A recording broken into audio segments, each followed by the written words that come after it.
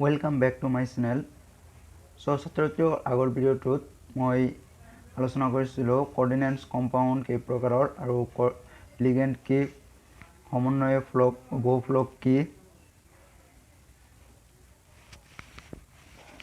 কেন্দ্ৰীয় ধাতৱ পৰমাণু কি। সো এই ভিডিঅ'টোৰ পৰা এই ভিডিঅ'টোৰ লিংক ডিছক্ৰিপশ্যনত দিয়া আছে, তাৰ পৰা চাই ল'বা। সো আজি আমি আৰম্ভ কৰিম homoleptic আৰু heteroleptic জটিল যৌগ।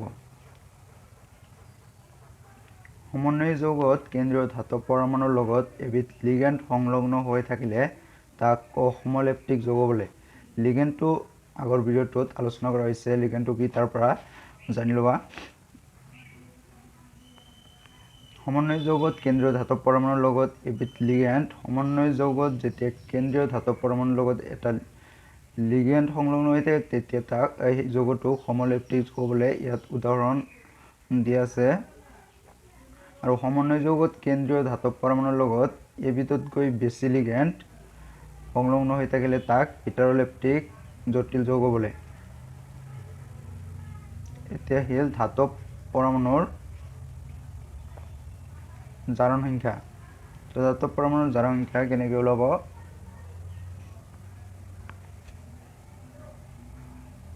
পটেছিয়ামৰ অন পজিটিভ আৰু ধৰা হ'ল ধাতৱ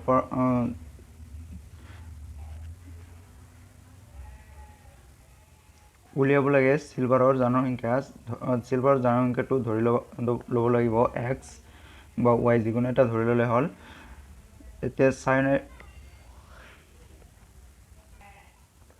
চিয়ানৰ on, so 1 plus x minus 2 is equal to 0, x is equal to plus 1. So এতিয়া আৰু এক উদাহৰণ দিয়া আছে। এতিয়া সমন্বয় যৌগ দুই প্ৰকাৰৰ, কেটায়ন আৰু এনায়নীয়। লিগেণ্ডৰ শ্ৰেণীবিভাজন। লিগেণ্ডবোৰ তিনি প্ৰকাৰৰ।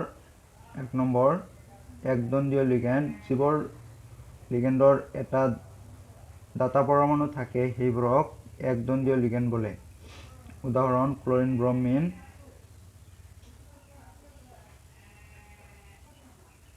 NH3, H2O, C5H5N আৰু অৰ্থাৎ প্ৰেডিন। দুই নম্বৰ আহিল দ্বিদণ্ডীয় বা ডাইডেণ্টেন লিগেণ্ড। যিবোৰ লিগেণ্ডৰ দুটা দাতা পৰমাণু থাকে সেইবোৰক দ্বিদণ্ডীয় লিগেণ্ড বোলে। উদাহৰণ দিয়া আছে।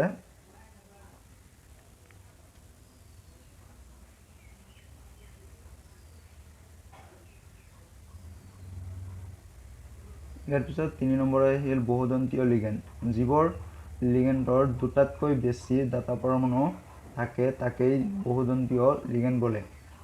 যেনে ইথিলিন ডাই এমিনত টেট্ৰা এচিটেট আয়ন। সো ইয়াতে লিগেণ্ডৰ প্ৰকাৰৰ কোনটো প্ৰকাৰৰ কেনেকুৱা ধৰণৰ গঠন এইবোৰ দিয়া আছে লিষ্টত। সো ইয়াৰ পৰা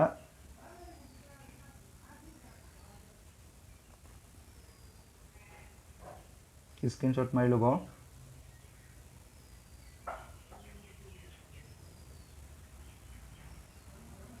সো ইয়াৰ পিছত আহিল সমন্বয় যৌগৰ নামাকৰণ।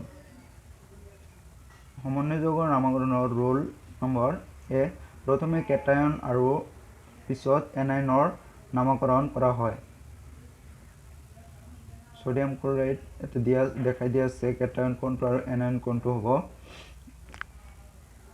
বি নম্বৰ সমন্বয়ী বলয়ৰ নামাকৰণ। এক নম্বৰ প্ৰথমে লিগেণ্ডৰ নাম লিখি তাৰপিছত ধাতুটোৰ নাম উল্লেখ কৰা হয়। দুই নম্বৰ লিগেণ্ডবোৰক ইংৰাজী আখৰৰ ক্ৰম অনুযায়ী লিখা হয়। তিনি নম্বৰ এটা লিগেণ্ড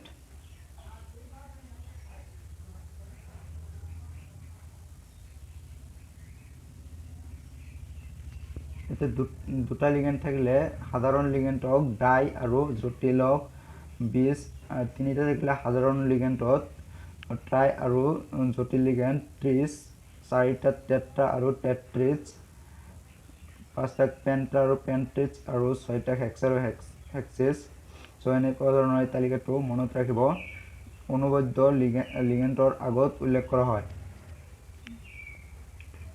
লিগেণ্ডৰ নামকৰণ ঋণাত্মক লিগেণ্ডৰ নামৰ শেষত ও যোগ কৰা হয় যেনে ব্ৰমিনৰ ব্ৰম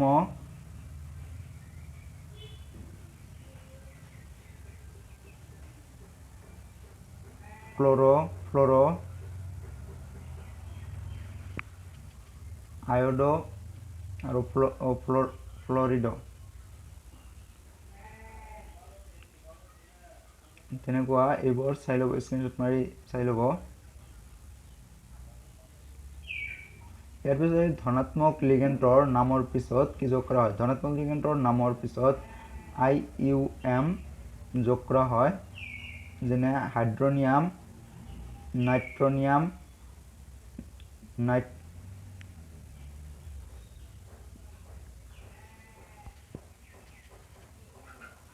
প্ৰথম লিগেণ্ডৰ কোনো পৰিৱৰ্তন নোহোৱাকৈ লিখা হয় উদাহৰণটো দি আছে চাই ল'বা কিছুমান প্ৰথম লিগেণ্ডৰ বিশেষ নাম আছে যেনে H2O Aqua NH3 amine CO কাৰ্বনিল NO নাইট্ৰছিল ইয়াৰ পিছত 5 নম্বৰ ৰুলটো আহিল জটিল যৌগটো কেটায়ন বা প্ৰথম হলে ধাতুটোৰ নামৰ কোনো পৰিৱৰ্তন নোহোৱাকৈ লিখা হয় কিন্তু যদি জটিল যৌগটো এনায়নীয় হয় তেন্তে ধাতুটোৰ লেটিন নামৰ আগত ATE যোগ কৰা হয় 6 নম্বৰ ধাতুটোৰ নামৰ শেষত ইয়াৰ জাৰণ সংখ্যা 0 1 2 আদি উল্লেখ কৰা হয় 7 নম্বৰ সমন্বয় সত্তাৰ এটা শব্দ হিচাপে লিখা হয় এনে উদাহৰণ হিচাপে দেখুৱাই দিয়া আছে হেক্সা এমাইন কোবাল্ট 3 ক্লোৰাইড সো আজিলৈকে এইখিনিয়ে ভিডিঅ'টো ভাল লাগিলে লাইক কমেণ্ট শ্বেয়াৰ কৰিব আৰু ইয়াৰ নেক্সট ভিডিঅ' পাবলৈ চেনেলটো ছাবস্ক্ৰাইব কৰক ধন্যবাদ